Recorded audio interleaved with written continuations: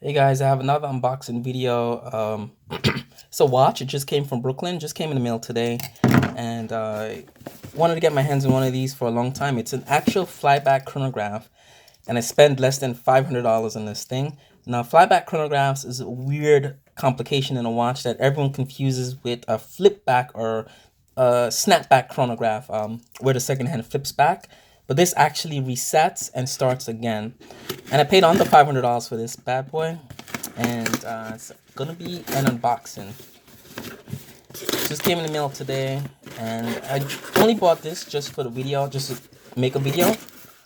And explaining what a flyback chronograph is. And let's see what we got here.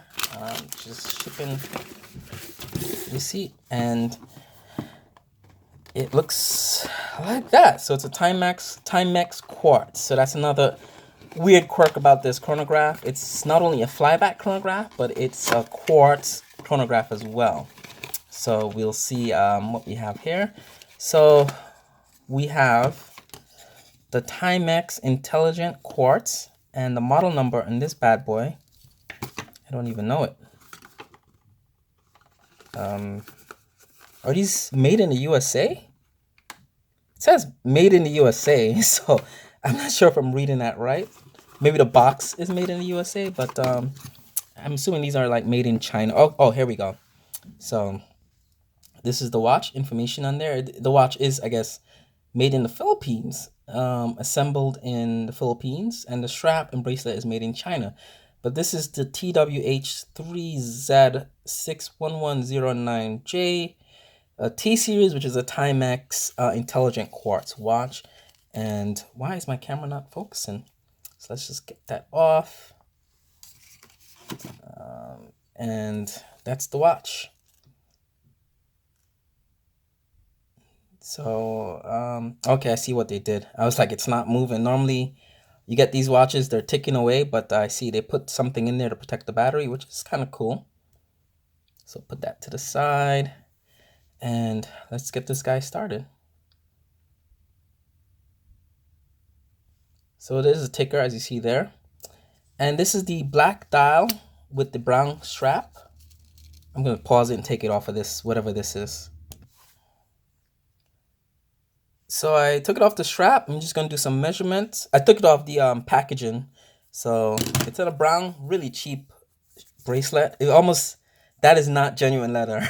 Sorry. It's literally like, you could see how not leather it is. It's foam painted. It's a foam painted. It's leather painted. I don't know. Dude, that is not, that's the funniest fake genuine leather I've ever seen. It's like you could see on the side, it's just a foam. It's a sponge. It's a sponge. That's so funny. I'm sorry. I don't want to digress on that. That is hilarious. Like, that's funny. I think they need to regulate that. Anyway, so let's just do some quick measurements before I put it on my wrist and end this unboxing segment. So it should be a big guy. I think it's 43. I'm getting 42.9 in diameter. Yeah, it's about 43. The thickness should be thick because it's 13 in thickness, 12.8, 13. And I think it's a mineral crystal glass. The lug to lug on this bad boy is, I always hate to do lug to lug because it's always awkward. It's about 20 lug to lug there. It's 20. And do the height because people always ask about the height of these watches. I'm not sure. It's one of the most, I think, useless measurement, lug to lug height. I don't know what you would use that for. It's about 50. It's about 50, I'd say. 50, exactly 50.1. And with the crown, it's a very robust crown. You're looking at 47 with the crown. And one of the cool things about these watches, I think it's the Indiglo. So let's turn this off. See some Indiglo action. So it has the Indiglo there, which is really cool. Turn this light off here too, so you guys can see the Indiglo. Funny enough, my camera is focusing much better without the lights. So I like that. That's kind of really cool. I haven't bought. I used to have a Timex when I was a little kid, and haven't bought one in a long time. I tend not to buy a lot of quartz watches. Sorry, I was saying I tend not to buy a lot of quartz watches anymore in my adulthood.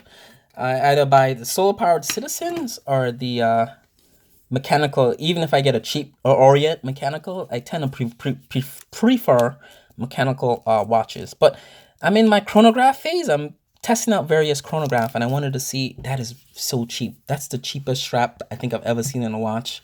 That costs more than $100. Mind you, this is not a cheap watch. So how it looks on the wrist. I'm gonna do a full review on this watch maybe later in the week, on the weekend. Today is Wednesday, so I'm gonna wear this for a couple of days. Give my Omega Speedy a break, much needed break.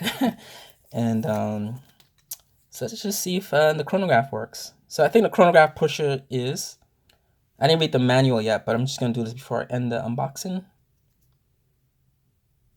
Let's see, push the top button there.